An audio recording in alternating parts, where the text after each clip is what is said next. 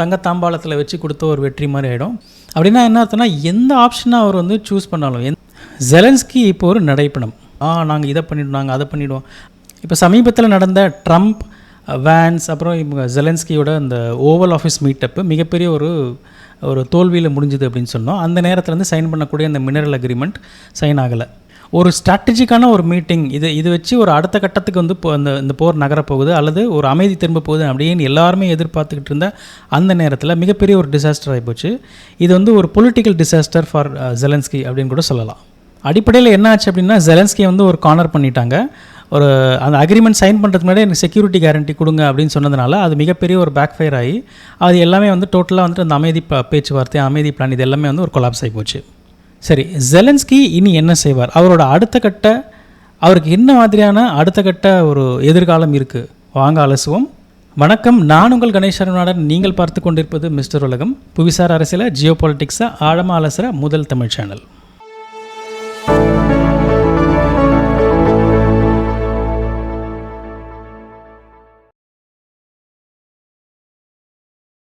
சரி, இப்போ ஜெலன்ஸ்கிக்கு 2 ஆப்ஷன்ஸ் இருக்குது. ஆப்ஷன் ஏ அது என்ன அப்படின்னா, சரண்டர் ஆகுங்க, சீஸ்ஃபயருக்கு அக்ரி பண்ணுங்க. அதுக்கப்புறம் கண்டிப்பாக வந்து ட்ரம்ப் வந்துட்டு இந்த 300 அவர் சொல்லக்கூடிய அந்த 350 பில்லியன் டாலர் என்னாச்சு அப்படின்றத கண்டிப்பாக வந்து ட்ரம்ப் வந்துட்டு அதை விசாரிக்க தான் போகிறாங்க. ஸோ அந்த டைம்லேயும் நீ out, Zelensky out. Option B continues, அது ரெசிஸ்ட் பண்ணாத, அதாவது எந்த அக்ரிமெண்ட்டும் சைன் பண்ணாமல் இதே மாதிரி ஒரு போக்கை வந்து கடைபிடிச்சிக்கிட்டே இருந்தாங்கனாக்கா ட்ரம்ப் கண்டிப்பாக எல்லா விதமான சப்போர்ட்டுகளையும் உக்ரைனுக்கு வந்துட்டு தூக்கிடுவார். அப்போ தூக்கிட்டார் அப்படின்னா அது ஆல்மோஸ்ட் ரஷ்யாவுக்கு வந்து கிடைக்கக்கூடிய ஒரு மிகப்பெரிய ஒரு தங்கத்தாம்பாளத்தில் வச்சு கொடுத்த ஒரு வெற்றி மாதிரி ஆகிடும். புட்டின் மேலே அட்வான்ஸ் பண்ணி அநேகமாக வந்துட்டு உக்ரைனோட அந்த கிழக்கில் அது மேற்கில் இருக்கிற அந்த ஒடேசா, அதுக்கு தென்மேற்கில் இருக்கிற ஒடேசா பகுதிகளையும் கைப்பற்றி மொத்தமாக வந்துட்டு உக்ரைனுக்கு ஒரு மிகப்பெரிய ஒரு ஆப்பை வைக்கிறதுக்கு ரொம்ப தயாராகவே இருக்காங்க அப்படின்னு கூட சொல்லலாம். அப்போது ஆப்ஷன் பிலையும் இவர் வந்துட்டு ஒரு சுத்த நடைபெணம் தான். அப்போது ஆப்ஷன் ஏலையும் இவருக்கு எந்த விதமான ஒரு இதுவும் கிடையாது. ஆப்ஷன் பிலையும் எந்த விதமான ஒரு அடுத்த கட்ட நகரமும் வந்துட்டு ஜெலன்ஸ்கிக்கு இருக்க போகிறதில்லை. அப்படின்னா என்ன அர்த்தம்னா, எந்த ஆப்ஷனை அவர் வந்து சூஸ் பண்ணாலும், எந்த ஆப்ஷனுக்கு இணங்கி அவர் வந்தாலும் கூட அவருக்கு மிகப்பெரிய ஒரு எதிர்காலமோ ஒரு எதிர்காலமே வந்துட்டு உக்ரைனுடைய பாலிட்டிக்ஸில் இன்னும் கொஞ்சம் நாளில் ப்ராபப்ளி ஒரு சில மாதங்கள்லையோ அல்லது ஒரு 1-2 வருஷங்களையும் இருக்கிற மாதிரி தெரியல. சரி, இப்போ இந்த ஓவல் ஆஃபீஸில் நடந்த இந்த மிகப்பெரிய ஒரு சர்க்கிள் அது காரணமாக உடனே ஜெலன்ஸ்கி என்ன பண்ணுறாரு, ஐரோப்பாவுக்கு ஓடி போய் அங்கே இருக்கிற லீடர்ஸ் எல்லாரையும் வந்துட்டு பார்க்குறாரு. அங்கே பட் அந்த எஃபர்ட் வந்து ஒரு மிகப்பெரிய அளவில் கை கொடுக்கல. அது ஒரு ஃபெயிலியர் அப்படின்னு கூட சொல்லலாம். நிறைய யூரோப்பியன் லீடர்ஸ்லாம் பார்த்திங்கன்னா அப்படியே ஒரே மாதிரி அச்சல கோத்தாப்பில் ஒரே மாதிரி வந்து பேசினாலும் கூட அவங்களாலே வந்துட்டு அடுத்த கட்ட நகர்வுக்கு போக முடியல. ஏன்னா அடுத்த கட்டமாக போனாலே வந்துட்டு ஒரு தோல்வி தான் வரும் அப்படின்றது அவங்களுக்கு நல்லாவே தெரிஞ்சிருக்கு. அப்படின்னால எல்லாமே வந்து பீட்டிங் அரவுண்ட் புஷ் தான் இது வரைக்கும் பார்த்திங்கனாக்கா. யூரோப்பியன் லீடர்ஸ்லாம் பார்த்திங்கன்னா மிகப்பெரிய ஒரு ப்ராமிசஸ்லாம் கொடுக்குறாங்க. நாங்கள் இதை பண்ணிவிடுவோம், நாங்கள் அதை பண்ணிவிடுவோம், நாங்கள் வந்துட்டு ஒரு துருப்புகளே வந்துட்டு இறக்க போகிறோம் அப்படின்னு சொன்னால் கூட உள்ளுக்குள்ளால் அவங்களுக்கு எல்லாருமே மிகப்பெரிய அளவில் பயம் இருக்குது அப்படின்றது நல்லாவே தெரியுது. அவங்களால வந்துட்டு ஒரு மிகப்பெரிய அளவில் ஒரு பொருள் உதவியோ அல்லது ஒரு வெப்பன்றி உதவியோ உக்ரைனுக்கு கொடுக்க முடியுமா அப்படின்றது ஒரு சந்தேகம் தான். ஆக அமெரிக்காவோட லீடர்ஷிப் இல்லாமல் இது வந்துட்டு டோட்டல் இந்த ஐரோப்பிய லீடர்கள் எல்லாமே வந்து ரொம்ப ஆண்மையாக வந்துட்டு நினச்சிட்டு பேசுகிறது எல்லாமே வந்து ஒரு மீனிங்லெஸ்ஸாக தான் இருக்குது. இதெல்லாம் மோசமாக்குற விதமாக பார்த்திங்கனாக்கா யூஎஸோட அந்த இன்டெலிஜென்ஸு கம்ப்ளீட்டாக வந்துட்டு ஹால்ட் பண்ணிட்டாங்க கொஞ்ச நாளாக.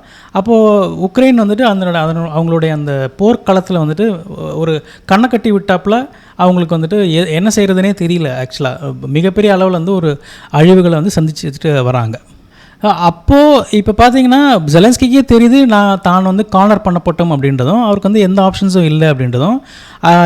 அதாவது ஐரோப்பிய நாடுகள் எல்லாமே வந்துட்டு ஒரு மண்குதிரை அப்படின்றது இப்போ தான் அவருக்கு வந்துட்டு மெல்லமாக வந்து புரிய வர்றதுனால லேசாக வந்து அவரோட டோனை மாற்றி சரி நான் வந்துட்டு இந்த மினரல் அக்ரிமெண்ட் வந்து சைன் பண்ணுறேன், இப்போதைக்கு வந்து எனக்கு அந்த செக்யூரிட்டி கேரண்டி இதெல்லாம் வேணாம் அப்படின்ற மாதிரி இறங்கி வர்றாப்புல ஒரு ட்வீட் வந்துட்டு போட்டிருக்காரு.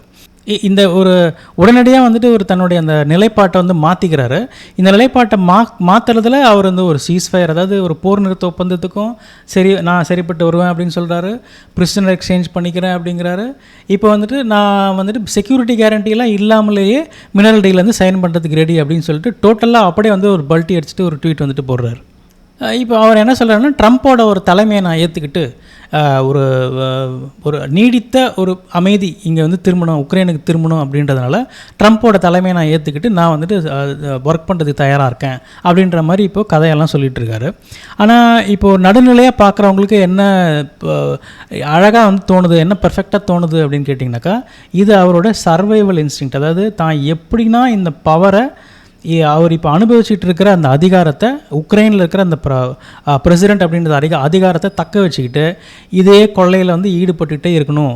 மக்கள் செத்தா பரவாயில்ல, துருப்புகள் செத்தா பரவாயில்ல, பெண்கள் குழந்தைகள்லாம் வந்துட்டு ஆண்களோட துணை இல்லாமல், ஆண்களே இல்லாமல் இருந்தாலும் பரவாயில்ல, எல்லாருமே வந்து வெளிநாட்டில் பல பேர் வந்துட்டு இப்போ ரெஃப்யூஜிஸாக இருக்காங்க, அப்படிலாம் இருந்தாலும் பரவாயில்ல அப்படின்ற ஒரு ஒரு கல் நெஞ்சுக்காரராக வந்துட்டு தன்னுடைய அதிகாரத்தை மட்டுமே வந்து தக்க வச்சிங்கன்னா போதும் அப்படின்ற ஒரு சர்வைவல் இன்ஸ்டிங்க்ட் மோடுக்குள்ளே தான் இருக்கார். இது வந்து டிப்ளமசியெல்லாம் ஒன்றும் கிடையாது, தெரிஞ்சு போச்சு இவர் வந்து கார்னர் பண்ணிட்டாங்க அப்படின்றது தான் பரவலாக நடுத்தரமாக இந்த என்டையர் எபிசோடை அப்சர்வ் பண்ணுறவங்களுக்கு தெரிஞ்ச ஒரு மிகப்பெரிய உண்மை.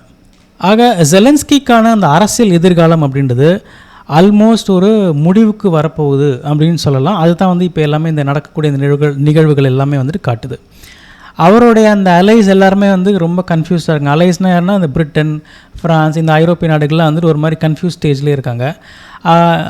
எதிரிகளான ரஷ்யர்கள் வந்துட்டு மிகப்பெரிய அளவில் பேட்டில் ஃபீல்டில் எல்லா வெற்றி மேலே வெற்றியாக கூச்சிட்டு வராங்க. குர்ஸ்க் நம்ம பார்க்க போகிறோம், மிகப்பெரிய அளவில் வந்துட்டு உக்ரைன் வந்து இழக்கப் போகுது.